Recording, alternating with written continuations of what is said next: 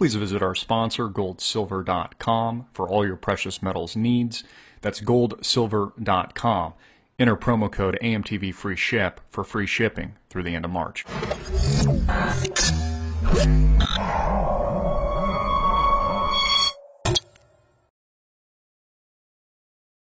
Hey everybody, I'm Christopher Green. You're tuning in to AMTV Alternative Media Television. It is, of course, Monday, March 17th, 2014, and a quick update on the Ukrainian crisis and these newly imposed fake and extremely weak sanctions, really essentially making them non-sanctions, put out by the Obama administration today, which truly is a laughingstock politically, internationally to the rest of the world.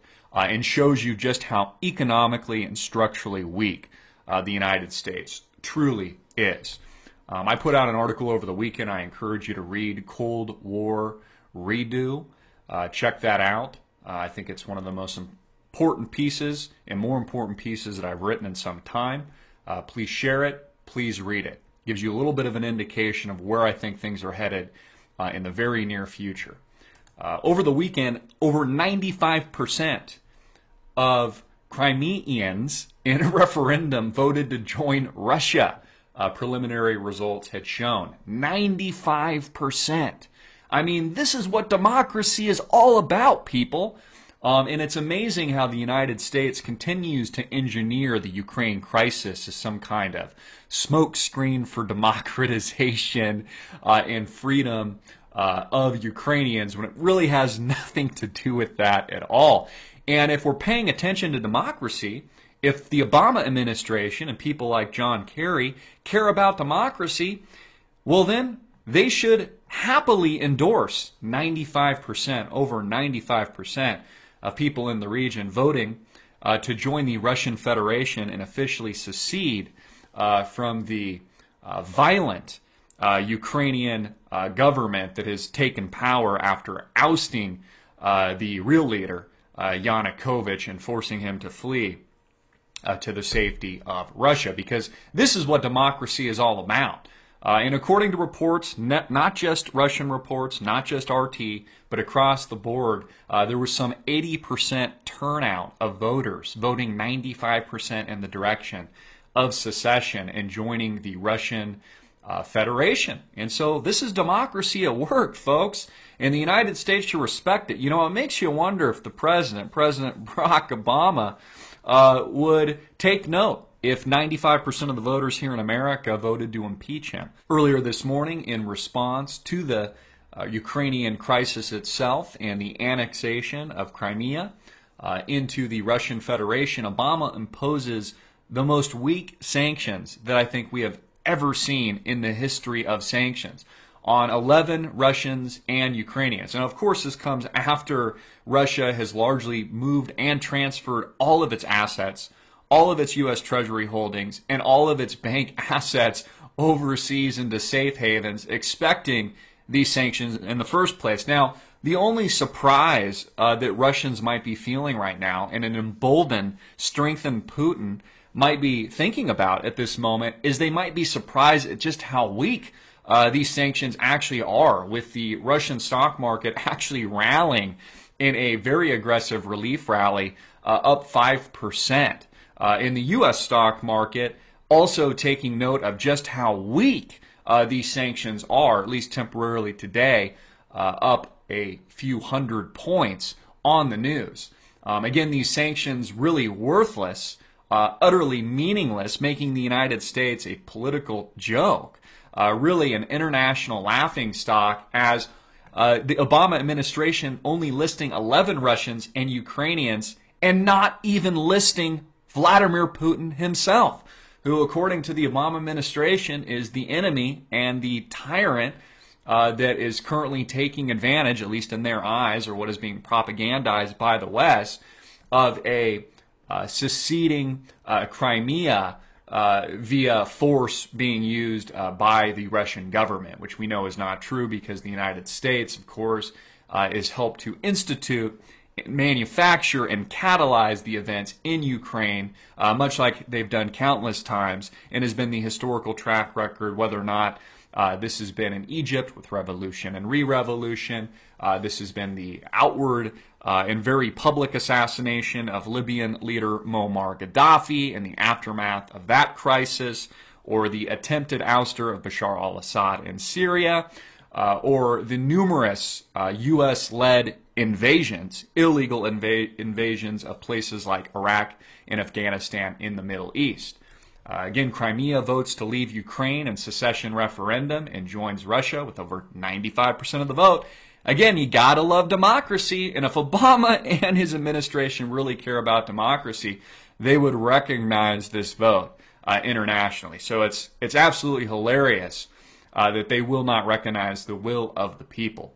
Again, would Obama and the Obama administration recognize an 80% turnout of voters and a 95% vote to impeach him if that was the will of the American people? That was the democracy speaking to the Obama administration. Also, we have a report here, as I just mentioned, and this came out last week, as numerous reports did, that Russia had already moved all of its treasury holdings and all of its investment accounts, and the oligarchs, the very wealthy Russian oligarchs, have already moved their money out of the country, out of U.S. dollars, out of U.S. assets, making these sanctions utterly worthless, which is why they're not sanctions at all, and is exactly why the Russian financial market has rallied hard, and the U.S. markets are up today as well. Markets rise as sanctions spare Russian economy. This is a very good article that I would encourage you to read, talking about how these sanctions are completely and utterly baseless. They're worthless. This is very similar to what we saw with Obama and his administration with his red line comments in Syria, which again showed and portrayed him as probably the weakest president that has ever existed in history. And has really made the United States a laughingstock internationally and a country just not to be respected at all, putting and placing incredible vulnerability on the American people and the security of our nation, which should worry every single American, as it does myself greatly here in the States. Russia also vowed over the weekend, and one of their preeminent newscasters, I'll get to that story in a moment, but vows to switch to other currencies over U.S. sanctions threat. Again, not worried at all at the meaningless non-sanctions imposed by the Obama administration and his mocked red line comments, will simply move and transfer all assets out of U.S. dollars, which they've already done.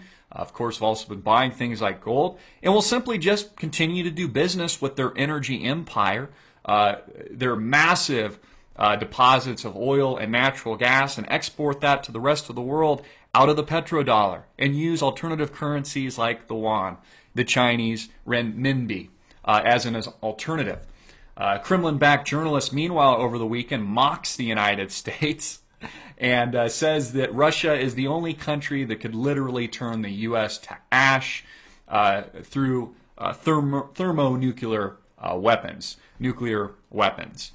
Just again showing and portraying the United States as the weakling and just an utter joke and laughingstock among the international community and politicians in general, no longer respecting a disintegrating European Union. Not even George Soros respects the Union, who is famed for actually promoting it upon its institution, and is also well known for making over $1 billion shorting the UK British currency and really betting on the dead carcass that has been and has turned out to be Europe long term, even putting a book out on it here recently. In addition to what we have going on with the sanctions, these baseless, totally, utterly, and abruptly weak U.S. sanctions, we also have the continued mystery of flight in the Boeing 777 that had misappeared, the Malaysian Flight 370, with new theories emerging that the plane had plunged down to 5,000 feet in order to use low altitude and terrain masking as a maneuver to avoid radar. Again, many more of these theories keep coming to light, but what this entire story proves to you, the American people and the international community, and those of you tuning in around the world, is that you've been lied to. Bold-faced lies for over 11 days. coming from the intelligence community globally, the Malaysian government, the United States, the NSA, the CIA, the FBI, clearly and boldly lying to you about the whereabouts and their knowledge and the intelligence on this missing plane. Of course they know what's happened. Of course this is a gigantic cover-up. In my opinion, should terrify people everywhere and terrify Americans that the second leg of this obvious, well-organized terrorist event hasn't even taken place yet. Again, I was one of the first to break that this plane could have been retrofitted and has already probably been done so, and it potentially could have been retrofitted with a nuclear weapon. It could have gotten a new paint job, and it could be in the process right now, as you're tuning into this video, of carrying out the second leg of a horrible, sinister attack in Europe or the United States potentially, or really anywhere in the world. But again, what this story details and should showcase to you, the viewing public, is that the government and governments around the world, the intelligence community at large, cannot be trusted. That they're flat out, bold-faced, have been lying to you since day one, and now we've gone 11 days with really only theories emerging from the mainstream media and the intelligence community really remaining mum on something that should be probably the most significant and one of the most significant acts of terror that has occurred in recent history. I'll make sure to keep you updated with all of these stories. Again, watch all of this carefully.